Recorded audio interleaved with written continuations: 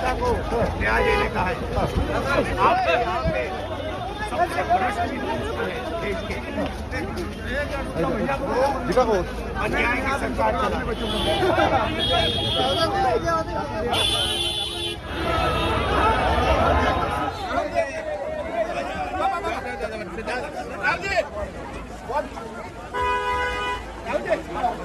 Thank you, brother.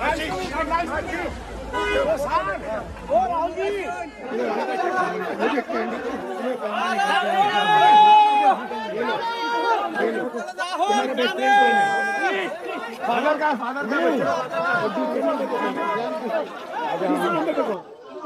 चौथे number पे इधर है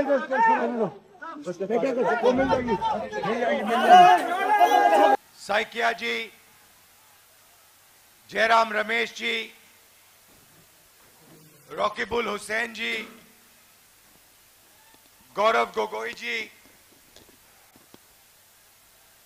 प्रद्युत बोरदोलोई जी, अब्दुल खालिक जी, स्टेज पे कांग्रेस पार्टी के सब नेता, भाइयों और बहनों, असम के प्यारे युवा, प्रेस के हमारे मित्रों, सबका यहां बहुत बहुत स्वागत, नमस्कार। कैसे हैं आप? मुझे सुनाई नहीं दिया। कैसे हैं आप?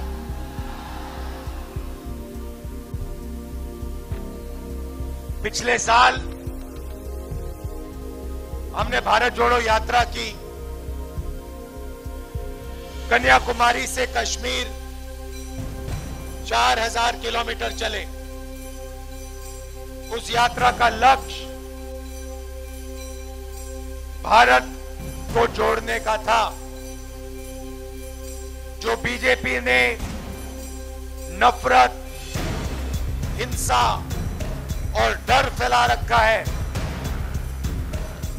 उसको मिटाने का था। 4000 किलोमीटर चले, लाखों लोगों से मिले। हर रोज 7-8 घंटे हम आम जनता, आम नागरिक की बात सुनते थे।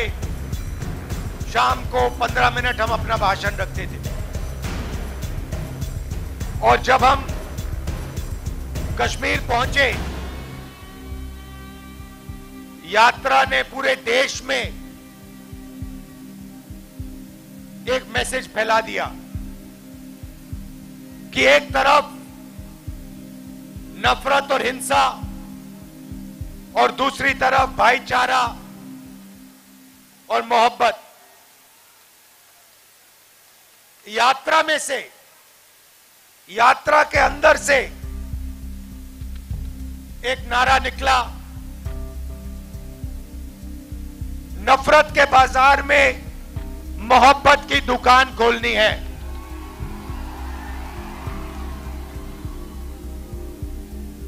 और वो नारा पूरे देश में गूंजा। लोगों ने हमें कहा कि आप कन्याकुमारी से कश्मीर चल लिए, मगर बीजेपी ने तो मणिपुर में, अरुणाचल में, नागालैंड में, असम में, ओडिशा में नफरत फैला रखी है। उसका क्या होगा?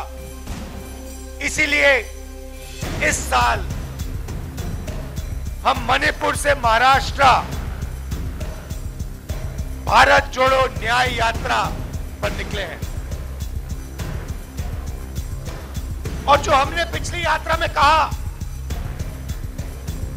वही हम इस यात्रा में कह रहे हैं। ये भाईचारे का देश है, ये नफरत का देश नहीं है, ये अहिंसा का देश है, हिंसा का देश नहीं है। और आपने देखा होगा, टीवी पे देखा होगा, मणिपुर में, अरुणाचल, नागालैंड, असम में लाखों लोग सड़कों पे आए और लाखों लोगों ने यह कहा कि हम नफरत के खिलाफ हैं, हिंसा के खिलाफ हैं। हम सब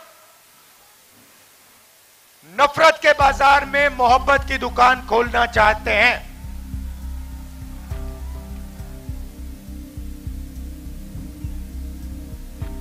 भारत जोड़ो यात्रा में हमने इस बार न्याय शब्द जोड़ दिया।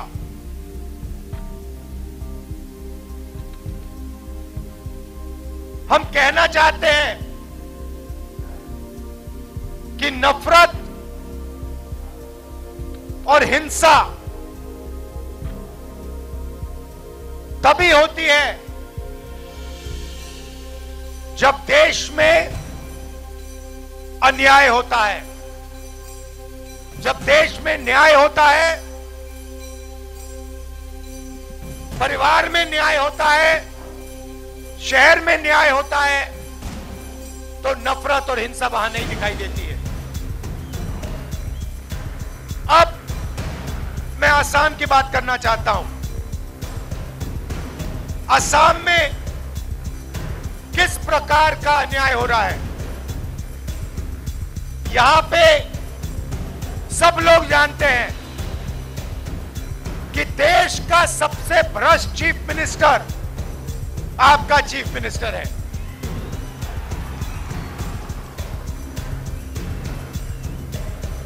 सबसे भ्रष्ट देश का चीफ मिनिस्टर असम का है। आप देखिए, आप सुबह उठते हो,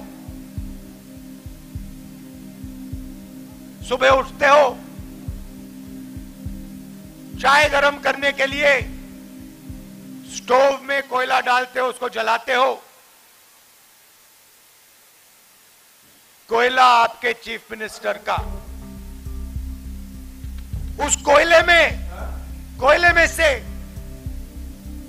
आपके चीफ मिनिस्टर के जेब में पैसा जा रहा है। चाय पीते हो, चाय के गार्डन आपके चीफ मिनिस्टर के।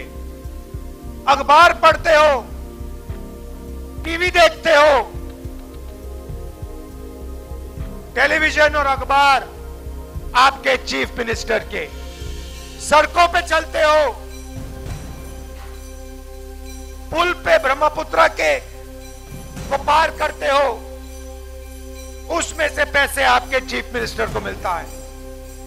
शाम को पान खाते हो, उसके अंदर जो सुपारी है उसमें से भी आपका चीफ मिनिस्टर पैसा बनाता है। और अगर कभी आपको काजीरंगा में राइनो जाके देखना हो तो पता लगेगा कि वहां भी आपके चीफ मिनिस्टर का एक रिजॉर्ट है। राइनो देखना हो तब भी उनके रिजॉर्ट में जाके राइनो देखो। तो सबसे भ्रष्ट चीफ मिनिस्टर आपका यहां है।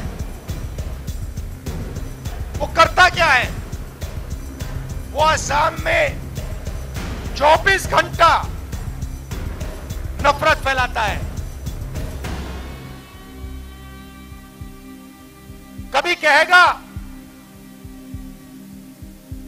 कि पिछड़ी जात और दलित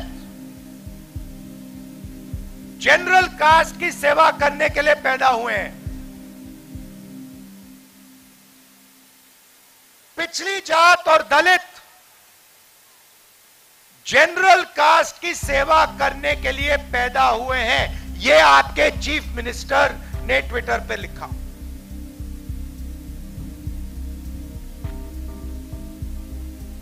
ओबीसी का खुलेआम सबके सामने अपमान किया। एक धर्म को दूसरे धर्म से लड़ाएंगे, नफरत फैलाएंगे। और जब असम की जनता का ध्यान भटकेगा तो आपका पूरा का पूरा धन, चाहे वो चाय, सड़क, कोयला, टूरिज्म, जो आपका पैसा है पूरा का पूरा, सबसे भ्रष्ट चीफ मिनिस्टर आपसे छीन लेता है।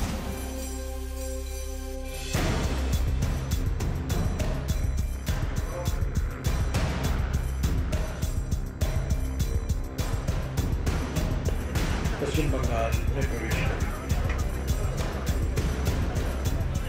पिछले 7 दिनों में भारत जोड़ो न्याय यात्रा का असम में क्या अनुभव रहा है, उसका क्या असर हुआ है, उसके बारे में एक सारांश मेरे साथी सांसद गौरव गोगोई जी देंगे। मैं सिर्फ यही कहना चाहता हूँ कि कल राहुल गांधी जी ने देश के सामने भारत जोड़ो न्याय यात्रा के जो 5 स्तंभ हैं उसका जिक्र किया। 5 न्याय जिसके आधार पर भारत जोड़ो न्याय यात्रा का पहले विचार हुआ और जिसके आधार पर भारत जोड़ो न्याय यात्रा की रणनीति और मकसद बनाई गई है। जैसा कि उन्होंने कहा, ये 5 न्याय, पहला युवा न्याय, नारी न्याय, किसान न्याय, श्रमिक न्याय और भागीदारी न्याय, ये 5 न्याय भारत जोड़ो न्याय यात्रा के स्तंभ हैं। और मैं सिर्फ यही कहना चाहता हूं कि अगले 15-20 दिनों में इन 5 न्याय पर विस्तार से हमारे कांग्रेस अध्यक्ष मल्लिकार्जुन खड़गे जी, राहुल गांधी जी और अन्य नेता उसके बारे में विस्तार से जो कांग्रेस पार्टी की सोच है, जो कांग्रेस पार्टी की प्राथमिकताएं हैं इन 5 न्याय को लेकर, वो देश के सामने रखेंगे।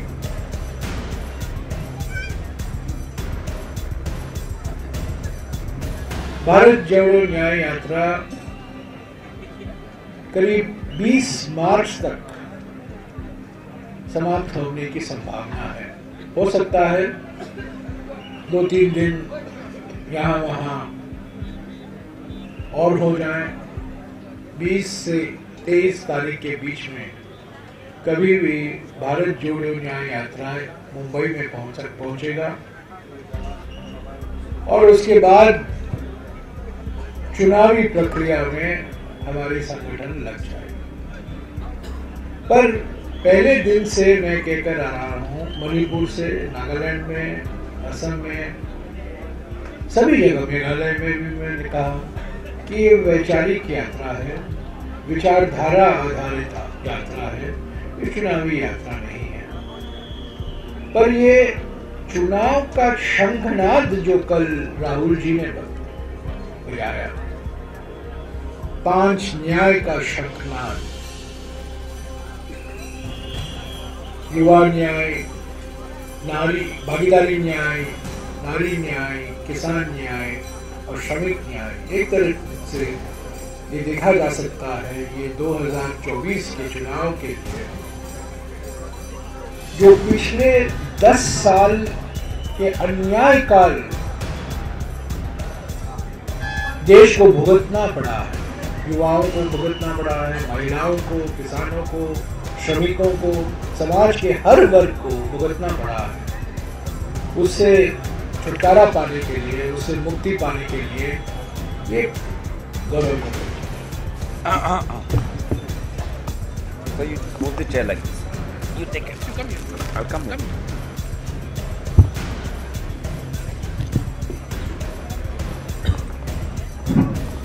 धन्यवाद जयराम रमेश जी। आदरणीय साथियों, आज उत्तर पूर्वांचल में भारत जोड़ो न्याय यात्रा का 11वां दिन है। तो पहले उत्तर पूर्वांचल की तरफ से मैं राहुल गांधी जी को धन्यवाद करना चाहूँगा कि वे हमारे भारत के सुंदर कोने में आकर 11 दिन और लगभग 12 रातें जो हमारे साथ वो बिताएं, ये ऐतिहासिक, स्मरणीय और इस यात्रा को उत्तर पूर्वांचल के लोग कभी नहीं भूल पाएंगे। जितने भी लोग राहुल गांधी जी से आए, मिले, मुस्कुराकर उनका स्वागत किया, फोटो लिया, उनके जीवन में ये एक बहुत सुनहरा पल है जो मुझे लगता है कि उन्हें हमेशा याद रहेगा।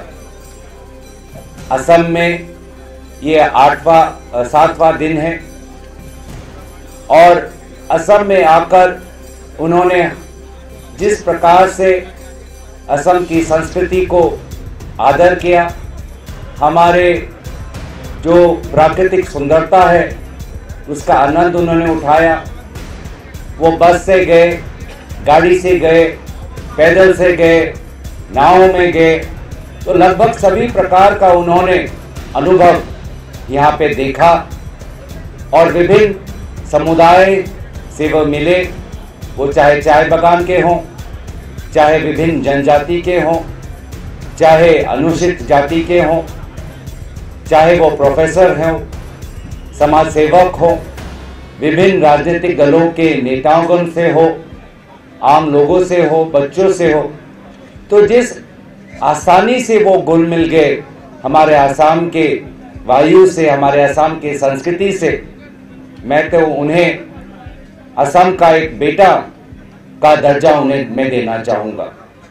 और जो श्रद्धा उन्होंने असम की संस्कृति और असम के इतिहास के प्रति जो जताई, सचमुच एक बेटे की तरह उन्होंने असम को प्यार किया और असम को आप लोगों के द्वारा हमारी जो ताकत है, हमारी जो इतिहास है, उसको प्रकाशित किया। इससे बढ़िया शायद हमें असम का एम्बेसडर या दूत शायद नहीं मिल सकता और इसीलिए मैं उनका दोबारा आभार प्रकट करूंगा।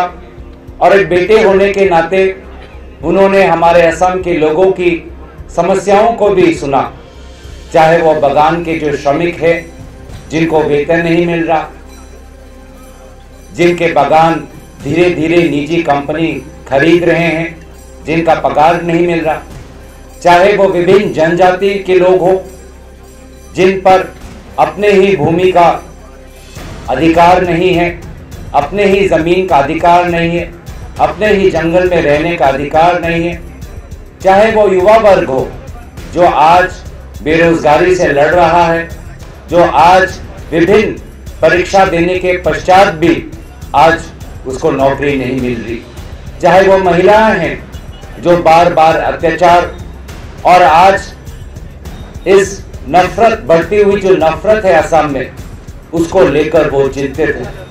एक बेटे होने के नाते उन्होंने सभी की समस्याओं को गौर से सुना और ये समझा कि ये जो समस्याएं हैं, आज लगभग भाजपा जो कहती है डबल इंजन की सरकार, आज भाजपा की केंद्र में 10 साल की सरकार हो चुकी है, यहाँ पे लगभग 8 साल की सरकार हो चुकी है।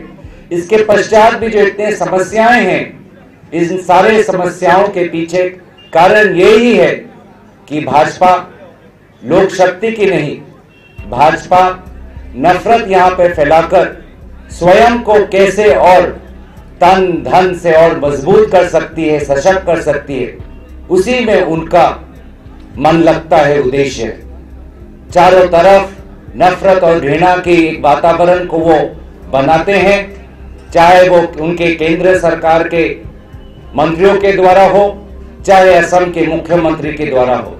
और जब यहाँ पे लोग आपसी भाईचारा के विपरीत विभाजन के माहौल में जीते हैं, तो धीरे धीरे हमारे लोगों का आज विभिन्न प्रकार से आर्थिक संकट पड़ रहा है।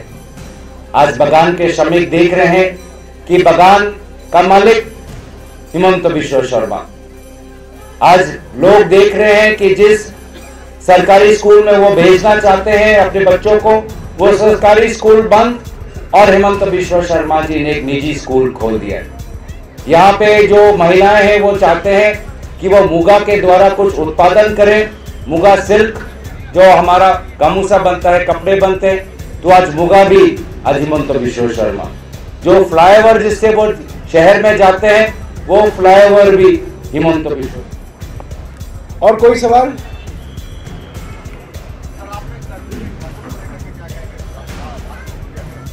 पाखंडी का नमूना है जो इन्होंने कहा है।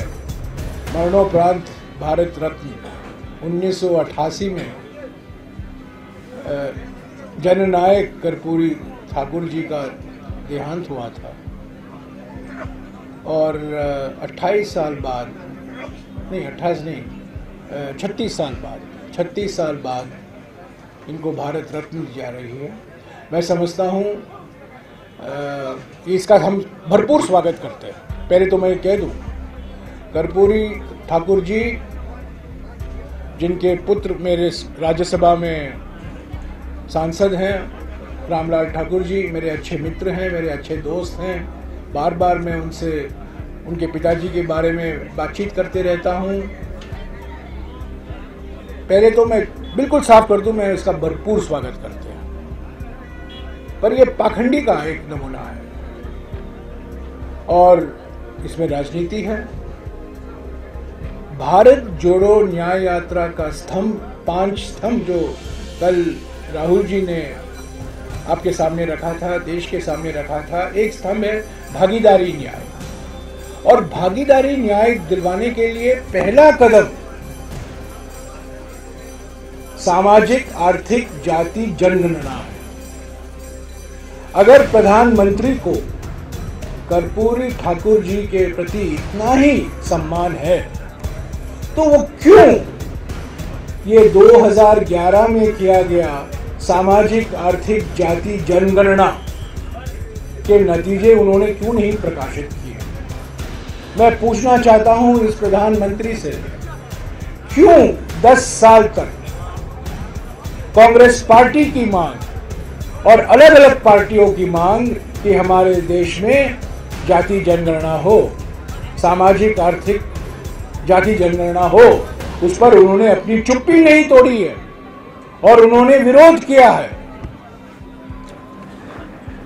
तो ये पाखंडी नहीं है तो और क्या है? तो हम स्वागत करते हैं इस भारत रत्न का, पर प्रधानमंत्री से ये मांग करते हैं तो अगर आपकी नीयत साफ है तो आप सामाजिक आर्थिक जाति जनगणना 2011 के नतीजे को प्रकाशित कीजिए और एक नया कास्ट सेंसस सामाजिक आर्थिक जाति जनगणना करवाइए। एक और बात कह दूं, भारत जोड़ो न्याय यात्रा भागीदारी न्याय के बाद ही भारत रत्न की घोषणा की गई। मैं समझता हूं कि भारत जोड़ो न्याय यात्रा का सीधा असर भारत रत्न की घोषणा पर है। यह पहले क्यों नहीं किया गया था? यह भागीदारी न्याय जब राहुल जी ने कहा कल दोपहर को, उसके 4-5 घंटे बाद ये इस भारत रत्न की घोषणा की गई थी। ये हेडलाइन मैनेजमेंट था और नहीं। पर मैं फिर से दोहराऊं, हम इस भारत रत्न का भरपूर खुलेआम स्वागत करते हैं। आपका सवाल मिल गया, जवाब मिल गया। सर, असम के जिस हिस्से में अभी आपका न्याय यात्रा है, इसमें लेफ्ट के कुछ झंडे दिखे, आम आदमी पार्टी के झंडे दिखे, लेकिन अजमल साहब की पार्टी AIUDF के एक भी झंडे नहीं दिखे। आपने बिल्कुल किनारा करने का मन उनसे बना लिया है। मैं आपसे गुजारिश करूंगा 3 बजे तक इंतजार कीजिए। राहुल जी एक जनसभा को संबोधित कर रहे हैं, उसमें आपको सारे सवाल AUDF के बारे में जो आपने सवाल किया है उसका जवाब नहीं चाहेगा। पर मैं एक ही बात कहूँगा, इसके बारे में गौरव गोगोई जी और जानते हैं, पर मैं एक ही बात कहूँगा, AUDF बीजेपी को ऑक्सीजन देता है और बीजेपी AUDF को ऑक्सीजन देता है। ये दोनों के बीच में एक तालमेल है, ये जुगलबंदी है इन दोनों के बीच में। एक ही सिक्के के दो चेहरे हैं। हिमंतो बिस्वा शर्मा के कहने पर ही अजमल नाचते हैं। अजमल एक कठपुतली है। Gaurav, you want to add something? और कुछ? तो मैं आपसे निमंत्रण कर रहा हूं, आप 3 बजे की जनसभा, जो हमारी आखिरी जनसभा है असम में, एम आई राइट? तो फाइनल आखिरी जनसभा है, 3 बजे को होगा और विस्तार में राहुल गांधी जी वहां भाषण करेंगे। तो मैं आपसे गुजारिश करूंगा, आप वहां आइए और जो सवाल आपने उठाया है इसके बारे में भी वो ज़रूर, ख़ास तौर से असम से के बारे में जो आपने सवाल उठाया है, उन सवालों का जवाब ज़रूर दें। शुक्रिया।